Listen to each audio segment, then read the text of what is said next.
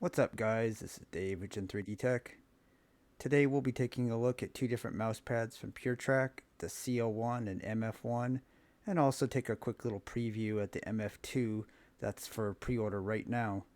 Anyways, let's get into it.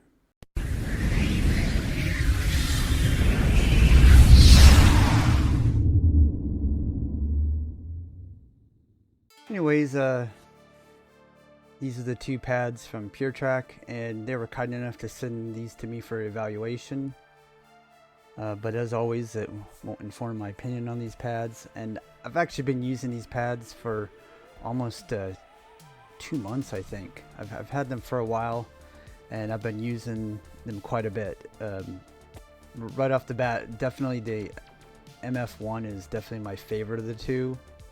And it's actually one of my favorite pads in my collection.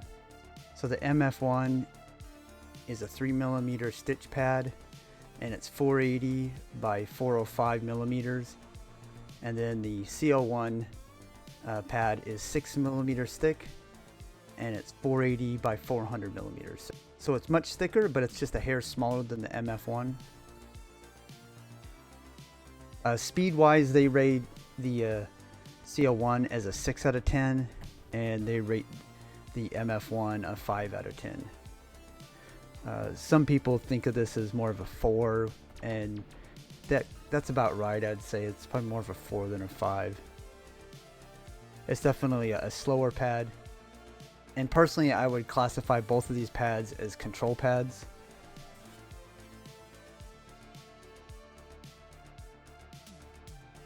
The stopping power on the MF1 is really good,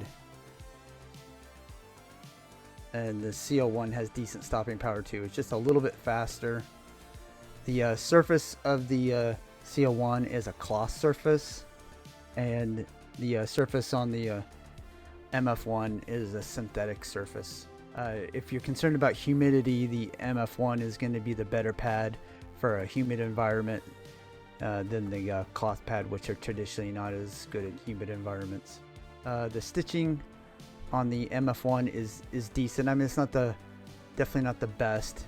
I would just say it's average. The base is an pretty average rubber base.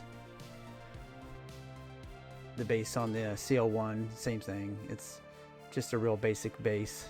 The CO1 reminds me the most of is the IKEA pad. And this pad right here, the surface, there's not a whole lot of other pads that are exactly like this. There's some that are similar, like the Fantech Agile pad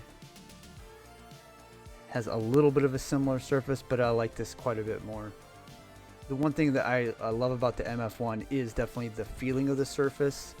It's extremely smooth on your skin. It's almost an enjoyable feeling. It's very silky feeling. And then of course I do like the design. I think it's a pretty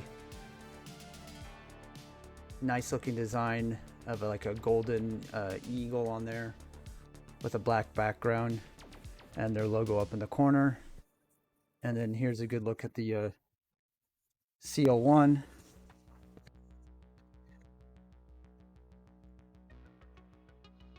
And this design actually right here, you can also get this on the MF1 surface. So if you like this design, which is a really nice looking pad, very colorful and vibrant. There's other designs, like I said, you can look on their website, but they have multiple designs for both of these types of surfaces. Now, this one is really thick, and the edge, is not stitched. So when your arm comes up against it, it is a little sharp feeling and not as pleasant. So that part of it I didn't really care much for. It's a hair bigger than the soft Cordura pads from Dornfinger that I'm reviewing at the same time that I'm filming this. And these catch your arm much more than those pads, even though they're very similar size. So this is definitely a disadvantage, but if you don't mind a thicker pad, or you just have it set up on your desk where you're not going to hit the edge with your arm, then it may not be that big of a deal. And again, if you like a traditional cloth surface, then you'll feel right at home with this pad. But like I said, the MF1 is definitely one of my favorite pads. I would say this is definitely my top 5 of all my pads that I own, and it's definitely going to be sticking around. And game-wise, I definitely performed better on the MF1. It's got lots of control. It's comfortable to use. It's actually just a real fun surface, and very accurate, very good at tracking. Just a really great overall pad. And actually, some awesome news is that the MF2 just went on pre-sale, which is a success for this pad, and they've dropped the price to this pad for $12.99. And at $12.99, I can definitely say that this MF1 pad is the best buy of any pad at that price. I would say it's the best under $20 pad for sure. And honestly, it's a steal, so I would definitely hop on it before they're all gone. I don't know if they're going to discontinue this series in favor of the MF2, but definitely at $12.99, it's a steal, so I would definitely recommend grabbing one. Definitely recommend this pad. And here's a little preview of the MF2 pad that they have available, and they're $29.99.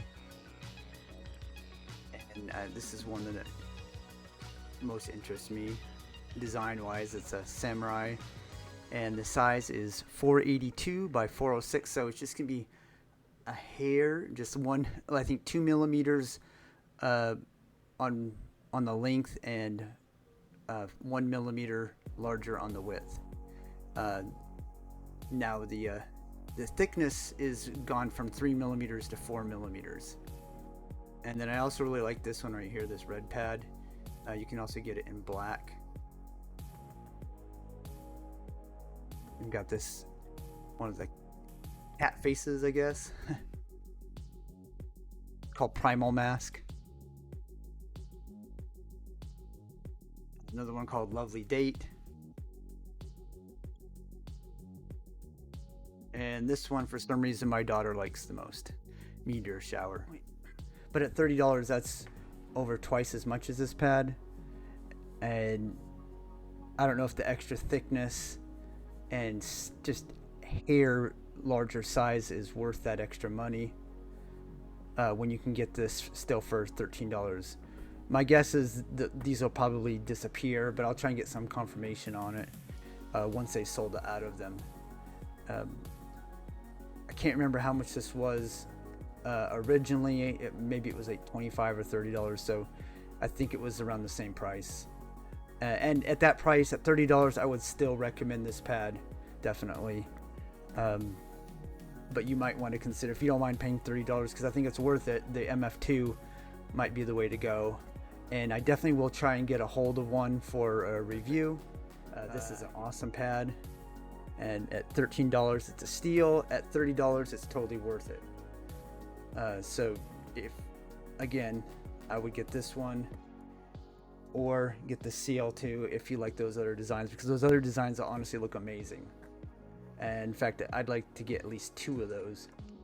And durability, both pads I think are fairly durable. I believe this pad will probably hold up longer than the cloth pad, just because synthetic surfaces tend to hold up, in my opinion, a little bit better. And like I said, I've been using both of these pads for about 2 months and they haven't worn down at all, but I don't really know long term how long they'll last. Both pads are very affordable. The CL1 pad though is $29.99, which I believe, like I said, I believe this is what the original price of this pad was. So definitely at $13, it's again, I keep saying it's a steal, because it is. And I'll demonstrate the humidity resistance. I mean, you're never gonna get that much sweat or anything.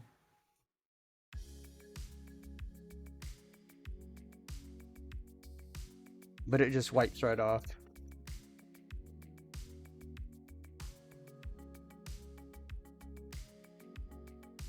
And the surface slows down just a little bit, but I'm also using glass skates right here, using the new new Ninjutsu Hyper Skates.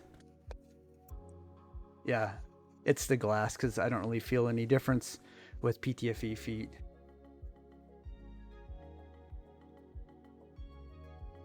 And then on the cloth surface,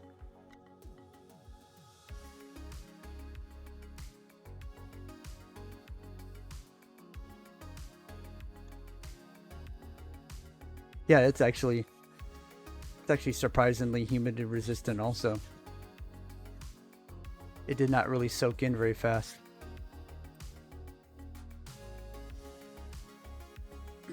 So for a cloth pad, this one does offer a little bit of humidity resistance. And I'll definitely say this is, for a thick cloth pad, this is definitely probably my favorite one that I have. So if you're definitely into this type of pad, I would definitely recommend that if this is what you're looking for. But definitely, like, this is my favorite pad for sure. I do have a few other pads in my collection that I like slightly more. But again, I would definitely put this in my top 5. Anyways, guys, that's about it for this review today. Hopefully you found it enjoyable and informative. And if you did, please leave a like. And if you haven't subscribed, go ahead and hit that sub button. If not, no big deal. Doesn't matter to me. And I got lots more reviews on the way. Lots of exciting stuff in the pipeline. And yeah, hopefully I'll see you on the next one. Later.